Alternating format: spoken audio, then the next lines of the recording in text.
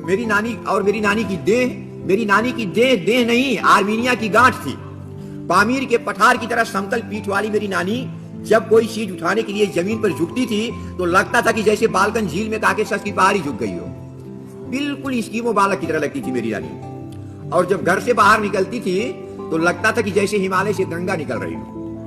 सिर पर दही की डलिया उठाए जब दोनों हाथों को झुलाती हुई चलती थी तो लगता था कि जैसे सिर पर दुनिया उठाए हुए जा रही है जिसमें हमारे पुरखों का भविष्य छिपा हुआ हो। एक आदिम निरंतरता जो अनाज से अनंत की ओर उन्मुख हो।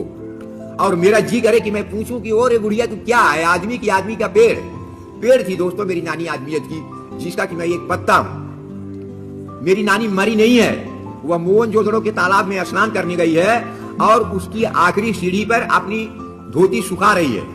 उसकी कुंजी वहीं कहीं खो गई है और वह उसे बड़ी बेचैनी के साथ खोज रही है।